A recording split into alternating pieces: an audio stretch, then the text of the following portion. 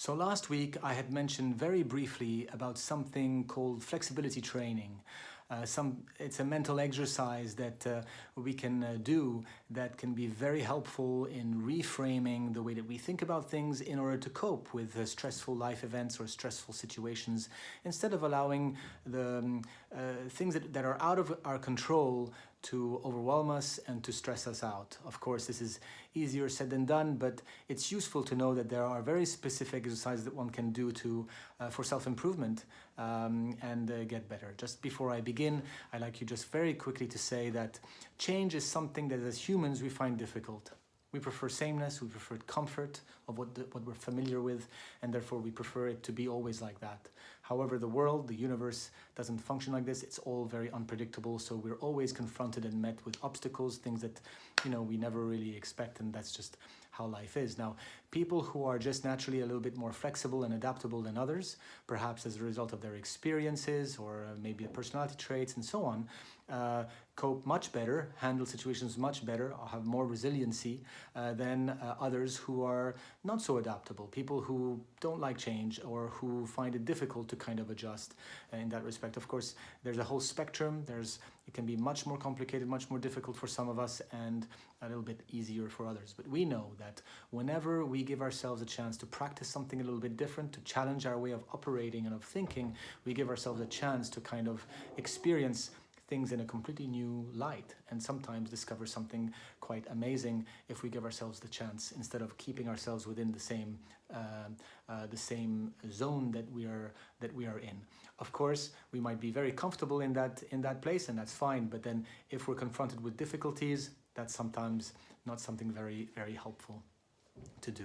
So today I'm going to share with you 3 very specific exercises that you can try out.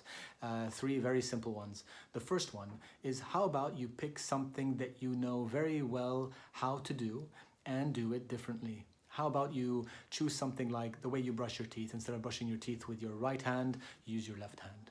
Very simple. But yet by doing that, you're going to activate different brain connections, and that's going to be quite stimulating for you at that level. Another thing you can be doing differently, for example, is the way you sit around the table. Instead of sitting in that chair, that after some time everybody has this impression that, oh, that's her chair, or that's his chair, or that's their chair. So how about you challenge yourself and just say, you know what, this time I'm going to sit over here. Now, of course, that might cause like a bit of havoc if you make that decision by yourself, but again, it's all for a good cause. It's about flexibility training, right, after all. I mean, you can just select something else, obviously, something that you typically do in a certain way, do it differently. Perhaps even where you put your keys, put them there instead of here, but be careful. I mean, at least let's remember where you put them, so you might just not lose them entirely, okay? Exercise number 2. How about you choose a different practice, different activity? How about you pick up like the guitar, for example? Start playing a little bit of it. I mean, of course, it's a progress. I mean, that's something that I've been trying to do for years, and I start, I stop, I start, I stop, but eventually, at least in my mind, I know that I'm a guitar player. I mean, far from it, but it's always good, and it's always inviting to do something a little bit different that way. It could be like the drums, the piano. You're activating and stimulating different brain connections again, and that's super, super healthy, as you enter into older age, keeping your your mind always busy with new things, new activities. It might be something else. It could be like art, martial art. It could be like, why not boxing, running, surfing, hiking, these different activities. Could even be cooking. Let's go out of your comfort zone, do something different. That would be a great way to develop flexibility in your own approach with yourself.